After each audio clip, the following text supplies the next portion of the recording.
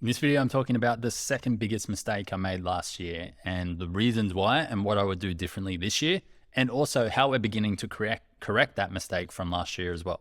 So the big mistake I made was podcasting. And this was off the back of paying a coach $10,000, very respected coach.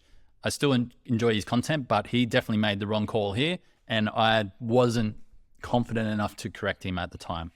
So we started this podcast. Now, don't get me wrong, podcasts have a lot of really great advantages. Number one is being collaborations. So collaborations in online businesses are great. The second thing that it is beneficial for is for high quality content. High quality content that is going out every single week to your audience. It allows them to get to know you and respect you and trust you as well, mostly as well.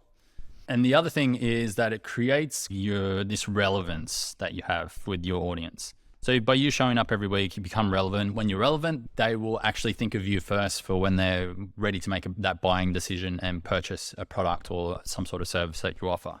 So that's all well and good. But what our entire business revolved around was virtual summits.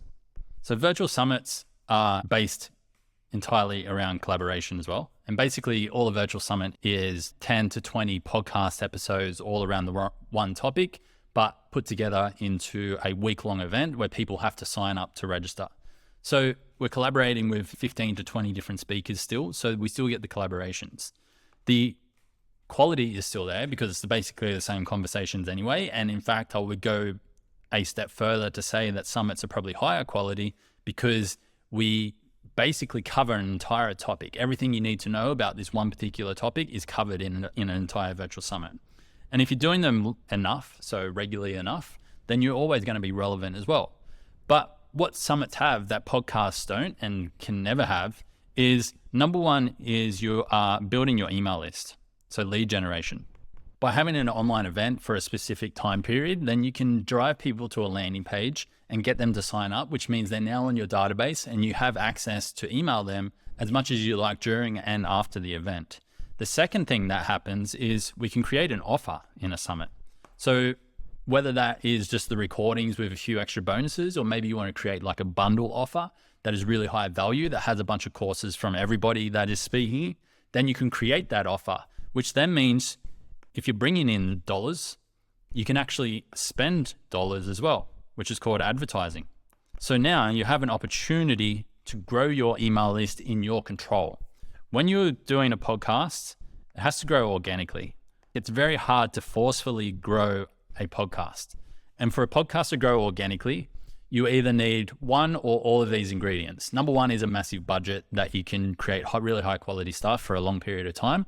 Two is you need access to the biggest speakers. So the biggest speakers with the largest audiences that are going to attract new people into your podcast when you put shorter clips out there so that hopefully they'll come and sign up to your particular podcast as well.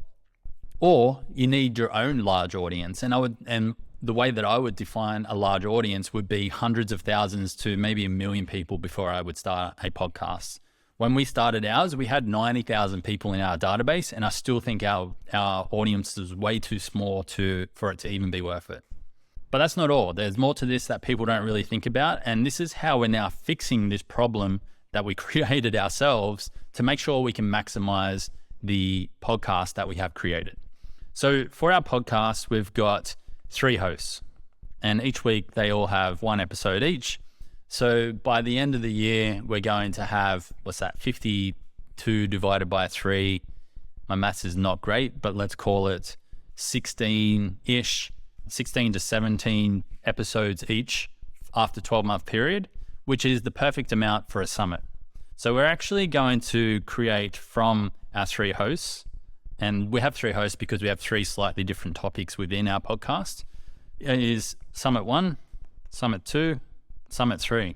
So these particular podcast episodes probably tracked anywhere between, I would say, 500 to 2,000 people, maybe 3,000 if we get a bit of momentum on YouTube. So not a lot of people have seen them. So we're now going to take those recordings, do a little bit of editing and refining, and then put them into virtual summits that will launch next year. You might say, if you launch a virtual summit, then you can't then sell the content that is already for free. And you're actually exactly right there. So what we'll actually create as the offer for each of these summits is a bundle. So what is a bundle? Well, you can go back to all of these guests that we've had on the summit, and we can ask them to add in an ebook that they sell, or a mini course that they sell, or a big course. If they want to add in a big course, we bundle it all together into the one offer. And it's the idea of a bundle is to have 95% off. So the idea is to get maybe $3,000 or $4,000 worth of products and sell it for anywhere between $49 or $47 to $97 for a very short period of time. And then people have to sign up and download all of those courses within a certain period in order to get access before it disappears. So this is a way that we're going to revive a bad decision. And that's ultimately what business is about. We're not always going to make the right decision, and that's okay. The thing that really matters is making a fast decision, testing to see if that was the right decision, and then iterating on top of that to make sure that we are still moving the business forward, even though we do make these bad decisions sometimes. So that's a quick little overview of a big screw up that I've made, and I don't talk about these often, but I think there's a lot of value to learn from them. And as long as we keep moving forward, then we can keep the business where it's supposed to be. So I hope you enjoyed this one. If you have, let me know. And I make all of this content for free because I really want to help people accelerate their business growth as well. So if this has been helpful, I'd love for you to subscribe to my newsletter, which will be in the description down below for more advanced tips. See you in the next video.